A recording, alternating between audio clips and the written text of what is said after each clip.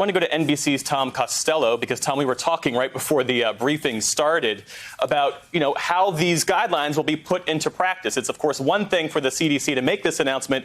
It's a very different thing for businesses that have to figure out how to navigate through all this. What's the impact, do you think?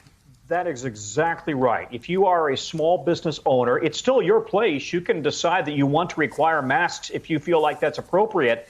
And do you require that your employees show that they've had the vaccine? Should they have to show a card, for example?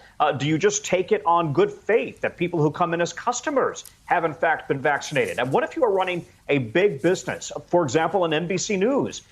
Do you allow the company employees to come back in without showing proof of vaccination? Or do you essentially take it on their word? Every business across the country is dealing with this exact issue right now. As for the airline travel question, you heard that at the very end there. The TSA announced that they are going to continue requiring masks through mid-September in airports and on airlines. Now, they announced that 2 weeks ago.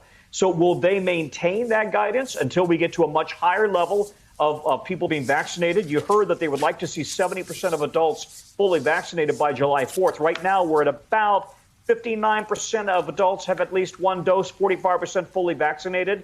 These numbers increasing by the day, of course.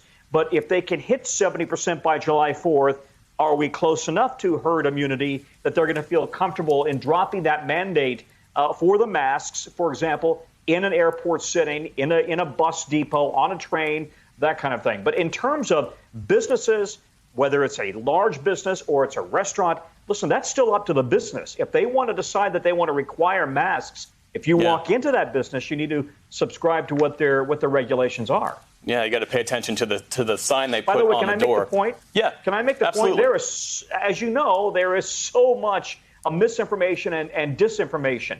I had somebody doing some work in our house a few weeks ago who said this person is convinced that they're going to try to rearrange the DNA in their body if they get a vaccine. And that's a widespread misperception out there. So this is a constant battle against misinformation and disinformation.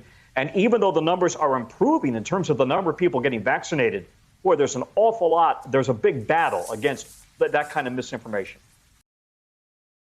Hey, thanks for watching our YouTube channel. You should know that you can follow today's top stories and breaking news and catch up on your favorite MSNBC shows all in one place.